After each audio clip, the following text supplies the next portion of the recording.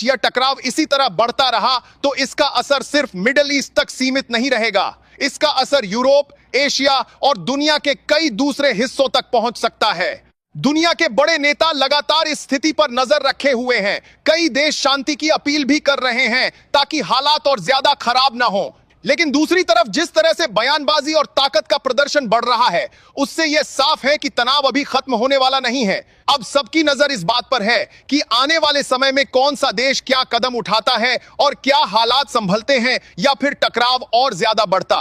अब सवाल सिर्फ ईरान और इजराइल का नहीं रह गया है, बल्कि पूरी दुनिया इस टकराव को लेकर चिंतित दिखाई दे रही है। जिस तरह से एक के बाद एक घटनाएं सामने आ रही हैं, उससे हालात और भी ज्यादा गंभीर होते जा रहे हैं। मिडिल ईस्ट पहले ही लंबे समय से तनाव का केंद्र रहा है, लेकिन इस बार जो हालात बन रहे हैं उन्हें देखकर कई एक्सपर्ट भी हैरान हैं। क्योंकि अगर इस टकराव में बड़े देश सीधे तौर पर शामिल हो गए तो इसका असर पूरी दुनिया पर पड़ सकता है। अमेरिका पहले से ही इजराइल के साथ खड़ा है और कई यूरोपीय देश भी उसके समर्थन में दिखाई दे रहे हैं। वहीं दूसरी तरफ रूस, चीन और उत्तर कोरिया जैसे देशों के रुख को लेकर भी लगातार चर्चा हो रही है। ईरान का कहना है कि वह अपनी सुरक्षा और अपने सम्मान के लिए यह कदम उठा रहा है, जबकि इजराइल और उसके सहयोगी देशों का कहना है कि ईरान की बढ़ती ताकत पूरे इलाके के लिए खतरा बन सकती है। इसी वजह से दोनों पक्षों के तरफ से ईरान का कहना है बीच तनाव लगातार बढ़ता जा रहा है। सबसे बड़ी चिंता यह है कि अगर यह टकराव लंबा चला तो इसका असर सिर्फ युद्ध तक सीमित नहीं रहेगा। इसका असर तेल की कीमतों से लेकर दुनिया की अर्थव्यवस्था तक पड़ सकता है। मिडिल ईस्ट दुनिया के सबसे बड़े तेल क्षेत्रों में से एक माना जाता है और यहां किसी भी तरह का बड़ा संघर्ष पूरी दुनिया के बाजारों को हिला सकता है। इसी वजह से कई देश लगातार अपील कर रहे हैं कि बातचीत के जरिए इस तनाव को कम किया जाए। लेकिन दूसरी तरफ जिस तरह से मिसाइल हमलों और सैन्य तैयारियों की खबरें सामने आ रही हैं, उससे यह साफ है कि हालात अभी भी बहुत नाजुक बने हुए हैं। अब पूरी दुनिया की नजर इसी बात पर टिकी है कि आने वाले समय में कौन सा देश क्या फैसला लेता है। क्या यह टकराव और ज्यादा बढ़ेगा या फिर कोई ऐसा रास्ता निकलेगा जिससे हालात शांत हो सकें। लेकिन फिलहाल जो तस्वीर सामने आ रही है उसने दुनिया को एक बार फिर यह सोचने पर मजबूर कर दिया है कि अगर बड़े देशों के बीच टकराव बढ़ा तो उसके परिणाम कितने बड़े और खतरनाक हो सकते हैं।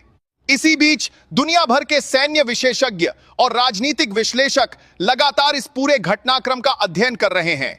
उनका मानना है कि मिडिल ईस्ट में जो हालात बन रहे हैं वे केवल दो देशों के बीच का टकराव नहीं है, बल्कि यह कई ताकतों के बीच बढ़ती प्रतिस्पर्धा का हिस्सा बनते जा रहे हैं। इसी कारण हर नया बयान और हर नई सैन्य गतिविधि को बहुत ध्यान से देखा जा रहा है।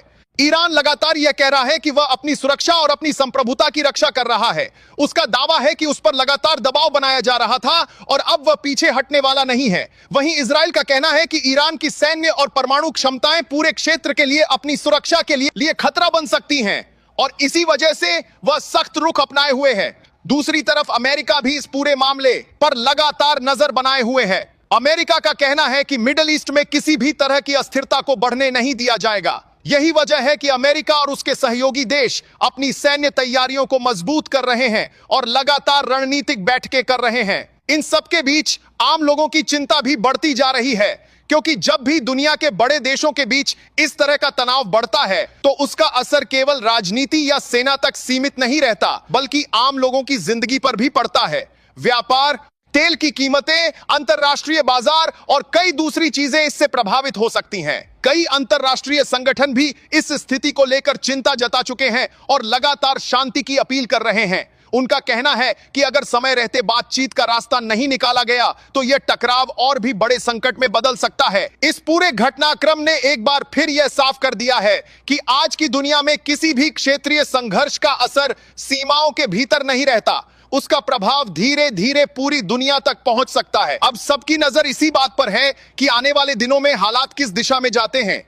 क्या तनाव कम होगा या फिर यह टकराव और भी बड़ा रूप ले सकता है, यह आने वाला समय ही बताएगा। ईरान के लिए नॉर्थ कोरिया का सबसे बड़ा ऐलान हो गया है। एक मिसाइल देंगे और किम जोंग कह रहे हैं कि इजराइल का काम तमाम हो जाएगा। सुप्रीम लीडर खामेनी की मौत से घायल ईरान अब और भी ज्यादा खतरनाक हो चुका है। इतना खतरनाक कि उसने मिडिल ईस्ट से लेकर यूरोप तक के देशों को अपनी मिसाइलों के निशाने पर ले लिया है।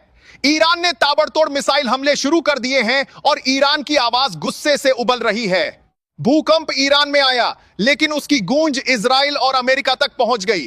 अब सवाल उठ रहा है कि क्या ईरान ने अपना न्यूक्लियर परीक्षण कर लिया है? अमेरिका के सबसे बड़े दुश्मन किम जोंग खुलकर ईरान के साथ आ गए हैं। तो क्या किम जोंग की वजह से ही ईरान ने परमाणु परीक्षण कर डाला है और उसी का असर ईरान में भूकंप के रूप में दिखाई दिया है? दावा किया जा रहा है कि एक नहीं बल्कि 10 परमाणु बम तक की बात कही जा रही है। अगर यह दावा सच निकला तो आने वाले कुछ घंटे अमेरिका और इजराइल पर भारी पड़ सकते हैं। इसी बीच किम जोंग ने सबसे बड़ा ऐलान कर दिया है। किम जोंग का ऐलान आपको आगे बताएंगे, लेकिन पहले ईरान में आए भूकंप और न्यूक्लियर दावे के बारे में जान लीजिए। अमेरिका